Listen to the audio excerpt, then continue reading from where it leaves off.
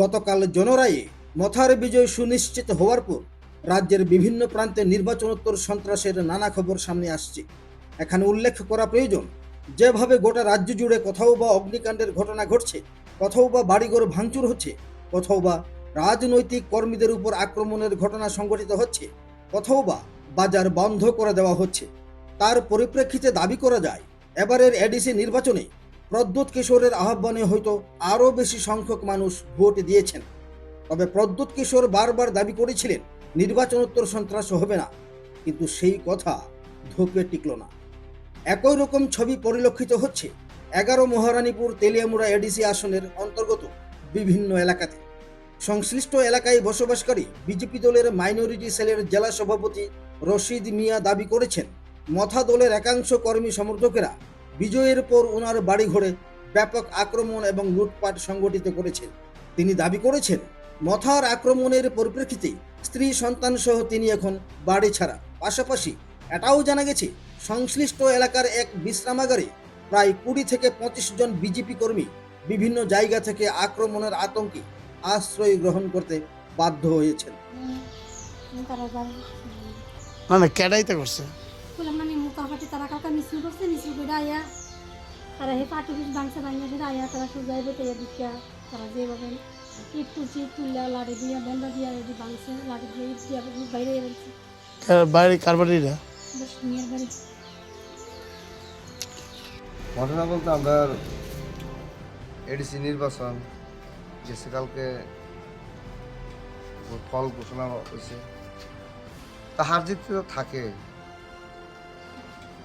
এডিসিতে আমার বাড়ি এডিসিতে 11 মহারানী তেলিয়ামুড়া কেন্দ্র, বুথ নাম্বার হচ্ছে 26। আমি একজন এডিসির বাসিন্দা, সংখ্যালঘু, কিন্তু BJP party, CPM, Congress, Motha, Tripura Motha যার যার চয়েসে করে, কিন্তু আমি তো কারো ক্ষতি করছি না, কারো বহাবাদ্য করছি না রাজনীতি নিয়ে। হ্যাঁ, আমি বিজেপিতে সাপোর্ট করি, ঠিক আছে।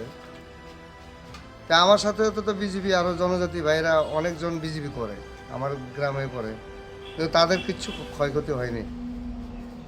শুধু ক্ষতি হয়েছে আমি সংখ্যালঘু দেখে, আমার বাড়িঘর, আমার পুকুরের মাছ, আরও বিভিন্ন আমার ঘরের আসবাবপত্র অনেক চুরি হয়েছে।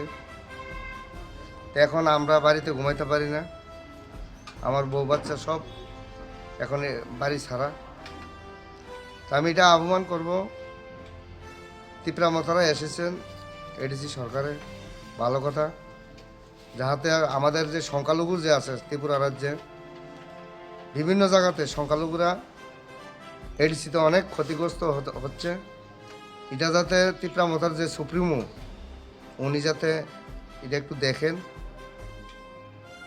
আর আমার যে ক্ষয়ক্ষতি হয়েছেন যাতে রাজ্য সরকার আছেন, প্রশাসন আছেন, যাহাতে আমার ক্ষয়ক্ষতির একটু ব্যবস্থা করে। আমি তো এখন ঘুমানোর কিচ্ছু নাই আমার ঘরে, বউ বাচ্চা লইয়ে কই যাবো এখন, আমি এটাই চিন্তা করতেছি। এখন আপনি আশ্রয় করে নিয়েছেন? এখন আশ্রয় ওই তো আমাদের শিবিরে, এই রেস্ট হাউসে জারিলংপাড়া। এখানে কতজন আছেন? এখানে আছে আরও 20-25 জনের মতো আছে, তারাও বাড়ি ছাড়া। করতে করতে এসে তো তারা হয়তো আশ্রাম বাড়ি, নমনজয়, বিভিন্ন জায়গার মুঙ্গিয়া কামি, চাম্পলাই, বিভিন্ন সবাই বিজেপি সমর্থক করে না? বিজেপি সমর্থক। আপনার নাম? আমার নাম রশিদ মিয়া। আপনার বিজেপি মানে কি পদে আছেন? বিজেপি আমি মাইনরিটি মোর্চার খোয়াই ডিস্ট্রিক্ট সভাপতি। নিশ্চিতভাবে রাজনৈতিক সন্ত্রাসের ঘটনা অথবা এইভাবে আশ্রয় শিবিরে থাকার ঘটনাগুলো কোনোভাবেই মানায় না। কিন্তু একটা অংশ দাবি করছেন, এগুলোর পেছনে দায়ী হচ্ছেন ওই এলাকার বিধায়ক তথা রাজ্যের জনজাতি কল্যাণ দপ্তরের মন্ত্রী বিকাশ দেববর্মা। সাধারণ মানুষের একাংশের স্পষ্ট বক্তব্য হচ্ছে, যেভাবে এডিসি নির্বাচনের পূর্বে গোটা রাজ্যের বিভিন্ন জায়গায় মন্ত্রী বিকাশ উস্কানিমূলক বক্তব্য রেখেছেন, বিভিন্নভাবে আক্রমণের ক্ষেত্র তৈরি করার প্রয়াস করেছিলেন, সেই ঘটনাগুলো এবারের এই রাজনৈতিক সন্ত্রাস তৈরির পেছনে বিশেষ কারণ।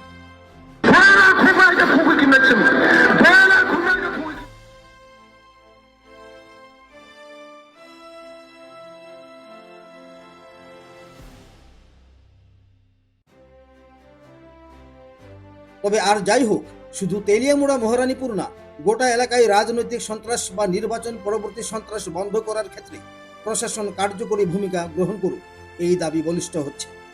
এখানে উল্লেখ করা প্রয়োজন, এছাড়াও তেলিয়ামুড়া মহারানীপুর কেন্দ্রের তুইমধু এলাকাতে ইতিমধ্যে বিজেপি দলের পার্টি অফিস ভেঙে গুড়িয়ে দেওয়া হয়েছে। এর পাশাপাশি জাতীয় সড়কের একেবারে সাথে অবস্থিত চাকমাঘাট বাজারের বিজেপি দলের কৃষ্ণপুর মণ্ডল কার্যালয় নিরাপত্তা বাহিনী দিয়ে রাখতে হচ্ছে। এই ঘটনাগুলো প্রমাণ করছে মুখে প্রদ্যুৎ কিশোর সহ মথা দলের নেতৃত্বরা যতই নির্বাচন পরবর্তী শান্তির দাবি করুক না কেন, আদতে গতকাল ফলাফল ঘোষিত হওয়ার পর থেকে রাজ্য জুড়ে এক আতঙ্কের পরিবেশ তৈরি হয়েছে।